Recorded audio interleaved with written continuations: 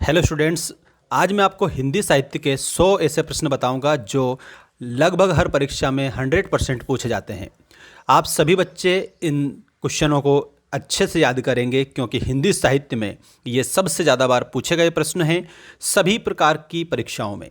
आइए स्टार्ट करते हैं। सभी स्टूडेंट्स चैनल को सब्सक्राइब करके रखें क्योंकि ऐसी वीडियोस मैं आपके लिए लाता रहूँगा हिंदी साहित्य के मोस्ट इंपॉर्टेंट क्वेश्चनों की, जो कि परीक्षाओं में वैसे के वैसे ही छपते हैं। चलिए स्टार्ट करते हैं। सारे क्वेश्चन वन लाइनर रहेंगे आपके लिए। और एक बात मैं बता दूं, आप स्क्रीनशॉट के माध्यम से भी कंप्लीट इनको कर सकते हैं। मुख्य रूप से आप लोगों को सारे क्वेश्चन बता रहा हूँ। चलिए पहला क्वेश्चन ये रहा। देखिएगा आपका पहला क्वेश्चन आदिकाल और मध्यकाल से रिलेटेड है। पृथ्वीराज रासो के रचयिता कौन है? तो ये है चंद्रवरदाई। आपको याद रखना है ये आदिकाल की रचना है। आदिकाल हिंदी साहित्य का प्रथम काल माना जाता है। आदि मतलब प्रारंभ और काल मतलब समय, अर्थात हिंदी का प्रारंभिक काल आदिकाल कहलाता है। इसके बाद में हिंदी साहित्य का स्वर्ण युग किसे कहा जाता है? तो भक्ति काल को हिंदी साहित्य का स्वर्ण युग कहा जाता है। नेक्स्ट क्वेश्चन है बीजक किसकी रचनाओं का संग्रह है? तो बीजक कबीरदास की रचनाओं का संग्रह है, जिसमें इनकी रचनाओं को शामिल करा है। एक तो साकी है, साकी के अलावा सबद है और सबद के अलावा रमेनी है। तो साखी, सबद और रमेनी ये बीजक रचना ग्रंथ में आती है, जो कि कबीरदास का है। कबीरदास निर्गुण भक्ति धारा के कवि हैं। ये बात भी आप सभी बच्चों को याद रखनी है, ठीक है। निर्गुण धारा याद रखिएगा सभी स्टूडेंट्स। और निर्गुण में भी कौन सी धारा के हैं? तो निर्गुण में ज्ञान मार्गी शाखा एक चलती है, एक प्रेम मार्गी चलती है, लेकिन ज्ञान मार्गी के हैं हमारे कबीरदास जी। ऐसे आप इसको सीख लेंगे। नेक्स्ट जो क्वेश्चन है वो आप देखिएगा, भ्रमर गीत सार के रचयिता कौन है? तो ये सूरदास हैं। सूरदास श्री कृष्ण के भक्त थे, ये भी आप याद रखिएगा। और सूरदास वात्सल्य रस के सम्राट भी कहे जाते हैं। वात्सल्य रस के मुख्य रूप से रचनाकार सूरदास जी हैं। और इनकी रचनाओं में याद रखना, भ्रमर गीत जो है ये सूर सागर से लिया गया है। सूर सागर इनकी सबसे प्रसिद्ध और सबसे बड़ी रचना है, जिसमें भ्रमर गीत है। और भ्रमर गीत में उद्धव प्रसंग भी आता है। ये बात भी आप सभी बच्चे याद रखेंगे, ठीक है। उद्धव प्रसंग, भ्रमर गीत, सूरदास।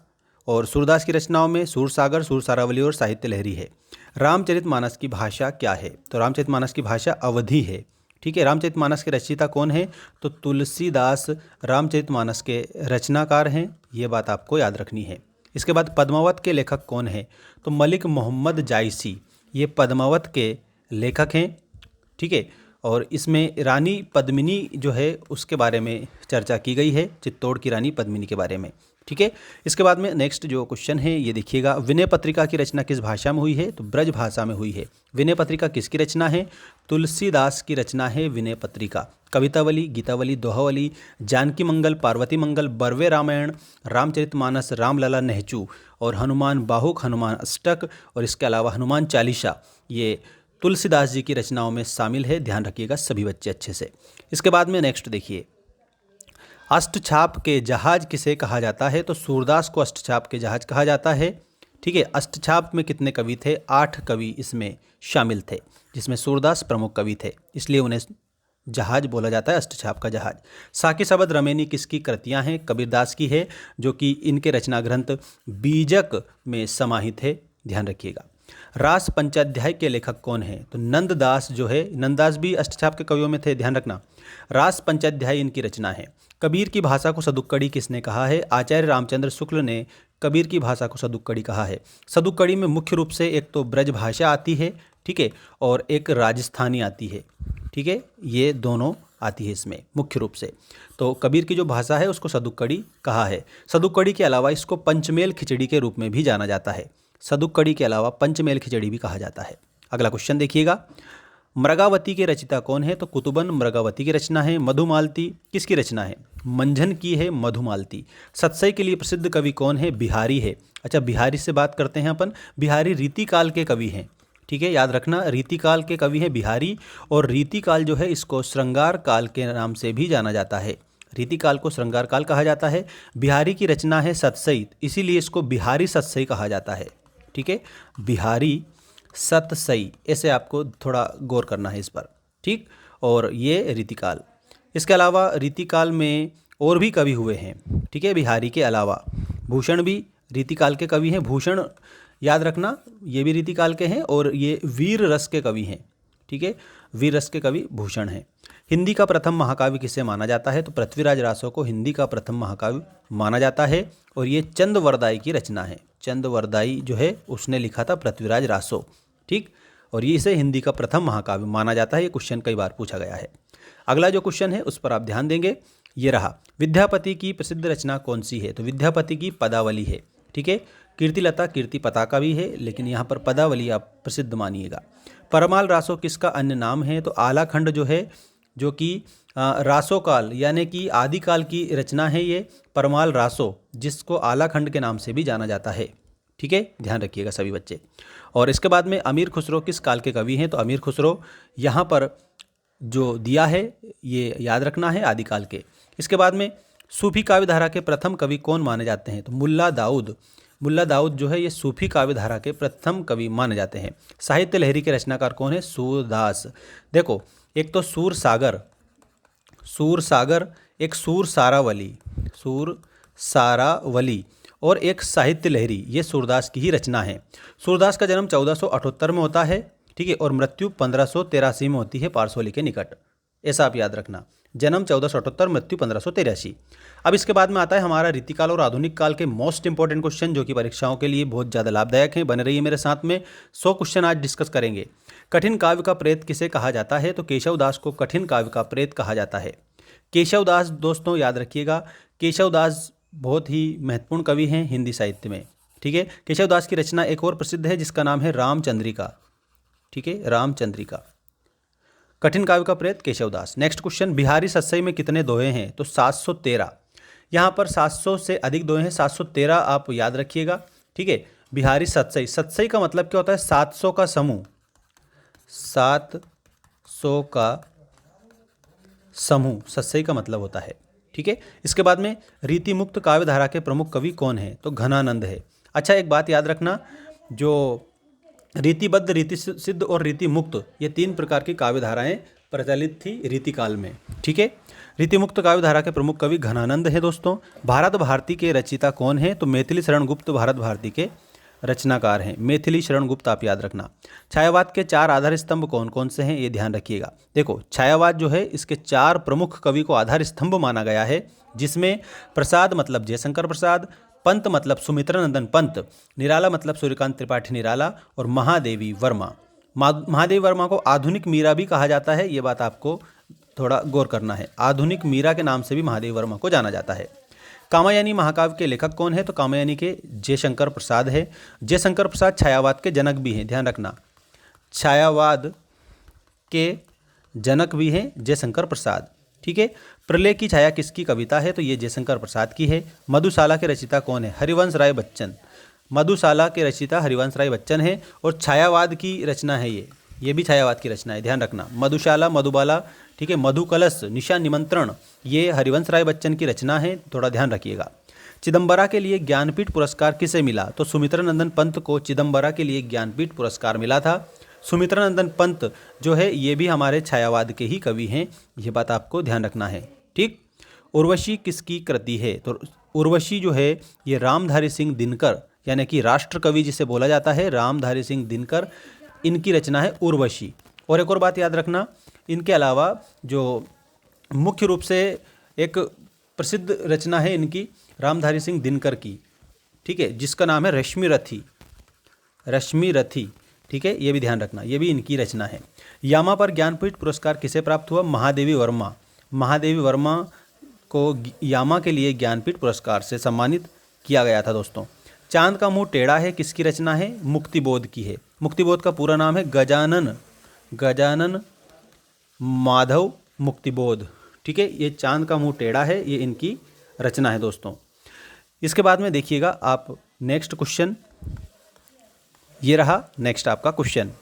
इसमें दिया है आंगन के पार द्वार के लेखक कौन है? अज्ञेय।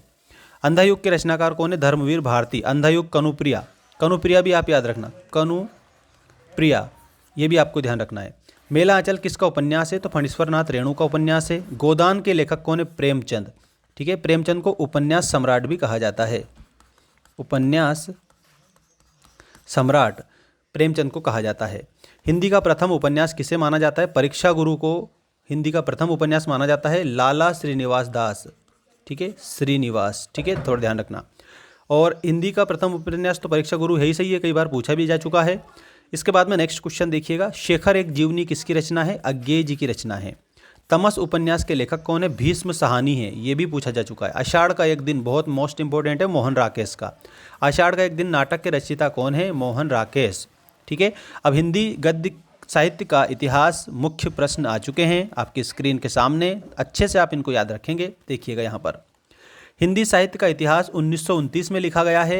ये हिंदी साहित्य का इतिहास के लेखक कौन है? आचार्य रामचंद्र शुक्ल हैं, ठीक है, याद रखना। आचार्य रामचंद्र शुक्ल को हिंदी साहित्य का इतिहास जो है अच्छे से उन्होंने लिखा है। और कितने हजार वर्ष का? 1000 वर्ष का। हिंदी साहित्य का जो इतिहास है वो 1000 वर्ष का है, जिसको 1929 में किसने लिखा है? आचार्य रामचंद्र शुक्ल ने लिखा है, ठीक है। यदि गद्य कवियों या लेखकों की कसौटी है तो निबंध गद्य की कसौटी है, ये किसने कहा था? मुझे कमेंट करके आप बताइएगा। चलिए अगला क्वेश्चन, माटी की मूर्ति किसका रेखाचित्र है? रामवृक्ष बेनीपुरी का। रामवृक्ष बेनीपुरी जो है माटी की मूर्तें इनकी रचना है। आवारा मसीहा किसकी जीवनी है? शरद चंद्र चट्टोपाध्याय, लेखक विष्णु प्रभाकर। क्या भूलूं क्या याद करूं, मोस्ट इंपॉर्टेंट आत्मकथा है हरिवंश राय बच्चन की। क्या भूलूं क्या याद करूं मैं। मुर्दइया किसकी आत्मकथा है? ये तुलसीराम की है। कवि वचन सुधा पत्रिका के संपादक कौन थे? भारतेंदु हरिश्चंद्र, ये कवि वचन सुधा के संपादक थे। सरस्वती पत्रिका के यशस्वी संपादक कौन थे? महावीर प्रसाद द्विवेदी। हंस पत्रिका के संपादक कौन थे? हंस पत्रिका प्रेमचंद, ठीक है, प्रेमचंद ने हंस पत्रिका का संपादन कौन से सन में किया? कमेंट करके आप बताइए जल्दी से जल्दी। तार सप्तक का प्रकाशन वर्ष क्या है? 1943 में प्रथम तार सप्तक, ठीक है। बाणभट्ट की आत्मकथा उपन्यास के लेखक है हजारी प्रसाद द्विवेदी, बाणभट्ट की आत्मकथा। इसके बाद भाषा विज्ञान और काव्य शास्त्र के इंपॉर्टेंट क्वेश्चन देखिएगा यहाँ पर। हिंदी किस भाषा परिवार की भाषा है? तो भारोपीय परिवार से है। अपभ्रंश को पुरानी हिंदी किसने कहा? चंद्रधर शर्मा गुलेरी ने कहा। अपभ्रंश को पुरानी हिंदी कहने वाले चंद्रधर शर्मा गुलेरी हैं। खड़ी बोली का प्रथम महाकाव्य कौन सा है? तो प्रिय प्रवास, अयोध्या सिंह उपाध्याय हरिओद की रचना है प्रिय प्रवास, और ये खड़ी बोली का प्रथम महाकाव्य है प्रिय प्रवास। रस सिद्धांत के प्रवर्तक है भरत मुनि। दोस्तों भरत मुनि ने 9 रस जो है उनके बारे में चर्चा की है, मतलब रस, भरत मुनि ने रस को काव्य की आत्मा भी कहा है, आत्मा, भरत मुनि ने रस को काव्य की आत्मा कहा है, ध्यान रखना, ठीक है। रस्यते इति रसः, रस सिद्धांत के प्रवर्तक भरत मुनि है, आचार्य भरत मुनि, ध्यान रखना। अगला क्वेश्चन, वक्रोक्ति संप्रदाय के प्रवर्तक है कुंतक, वक्रोक्ति के कुंतक हैं। ध्वनि संप्रदाय के प्रवर्तक आनंद वर्धन हैं। रीति संप्रदाय के प्रवर्तक वामन हैं। और साधारणीकरण का सिद्धांत किसने दिया? भट्ट नायक ने दिया। वाक्यम रसात्मकम काव्यम आचार्य विश्वनाथ ने कहा है। अच्छा, वाक्यम रसात्मकम काव्यम का मतलब होता है रसयुक्त वाक्य ही काव्य है। रसयुक्त जो वाक्य होता है वही क्या है? काव्य है। ये कहने वाले विश्वनाथ जी थे, ठीक है, आचार्य विश्वनाथ। और एक और बात ध्यान रखना आप सभी बच्चे कि रमणीयार्थम प्रतिपादकः शब्दः काव्यम, ये किसने कहा था? ठीक है, ये आप कमेंट करके बताइए। वैसे तो मैं आप लोगों को बता देता हूँ, यहाँ पर पंडित राज जगन्नाथ ने कहा था वो, ठीक। अगला क्वेश्चन देखिएगा, तुलसीदास कविता के रचयिता कौन है? निराला। सूर्यकांत त्रिपाठी निराला छायावाद के कवि हैं, छायावाद के आधार स्तंभों में गिने जाते हैं। असाध्य वीणा किसकी लंबी कविता है? अज्ञेय जी की है। भोलाराम का जीव बहुत ही इंपॉर्टेंट है ये, ठीक है, ये शासन तंत्र पर जो कटाक्ष किया गया है इसमें। भोलाराम का जीव किसकी व्यंग्य रचना है? हरिशंकर परसाई की रचना है। तीसरी कसम कहानी के लेखक कौन है? फणीश्वरनाथ रेणु। फणीश्वरनाथ रेणु का मेला आंचल भी है, थोड़ा ध्यान रखना इसको भी, मेला आंचल ये उपन्यास है, ठीक है। और रोज गैंग्रीन कहानी के लेखक है अज्ञेय जी।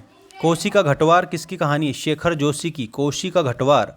चीफ की दावत किसकी कहानी है? भीष्म साहनी की है, ठीक है। और परिंदे कहानी के लेखक कौन है? निर्मल वर्मा, परिंदे निर्मल वर्मा। दुनिया का अनमोल रतन किसकी पहली कहानी है? तो प्रेमचंद, मुंशी प्रेमचंद। लाल पान की बेगम किसकी कहानी है? फणीश्वरनाथ रेणु की। भारत दुर्दशा नाटक के लेखक कौन है? भारतेंदु हरिश्चंद्र। भारत दुर्दशा लेखक कौन है इसके? तो आपको थोड़ा ध्यान रखना है, भारतेंदु हरिश्चंद्र है। इसके बाद में अगला है स्कंदगुप्त नाटक के रचयिता कौन है? जयशंकर प्रसाद। आधे अधूरे किसका नाटक है? मोहन राकेश का। सिंदूर की होली के नाटककार हैं लक्ष्मी नारायण मिश्र। बकरी नाटक के लेखक कौन है? सर्वेश्वर दयाल सक्सेना। कबीरा खड़ा बाजार में किसका नाटक है? भीष्म साहनी का है, ठीक है। और आवारा मसीहा में किसका जीवन चरित्र है? तो शरद चंद्र का है। रस मीमांसा किसकी आलोचनात्मक कृति है? रामचंद्र शुक्ल की है, मोस्ट है ये, ध्यान रखना। इसके बाद साकेत महाकाव्य के रचयिता कौन है? मैथिली शरण गुप्त है।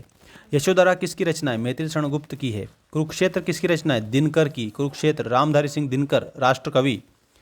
और इसके बाद में नेक्स्ट क्वेश्चन देखिएगा, पल्लव को छायावाद का मैनिफेस्टो किसने कहा? सुमित्रा नंदन पंत ने। ठीक है, पल्लव को छायावाद का मैनिफेस्टो, पल्लव क्या है? रचना है, ध्यान रखना। सुमित्रा नंदन पंत, पल्लव ग्रंथि गुंजन वीणा, ये इनकी रचनाओं में शामिल है। तो छायावाद का मैनिफेस्टो कहा है। सरोज स्मृति किसकी शोक गीत है? निराला का शोक गीत है सरोज स्मृति। कुमुद किसका उपन्यास था? निराला का। मैथिली को किस संवैधानिक अनुसूची में शामिल किया गया है? 8वीं अनुसूची में। संविधान की 8वीं अनुसूची में कितनी भाषाएं? 22 भाषाओं को मान्यता प्रदान की गई है।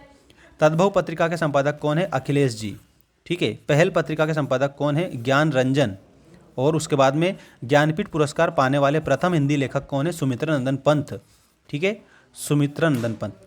हिंदी साहित्य का आधा इतिहास किसने लिखा? सुमन राजे ने लिखा है। तो दोस्तों ये थे आज के हमारे 100 अति महत्वपूर्ण मोस्ट इंपॉर्टेंट प्रश्न जो हिंदी साहित्य के इतिहास से रिलेटेड थे और लगभग सभी परीक्षाओं में ये रिपीट हुए हैं। ऐसे ही और भी क्वेश्चन लाता रहूँगा, चैनल को सब्सक्राइब करके रखना।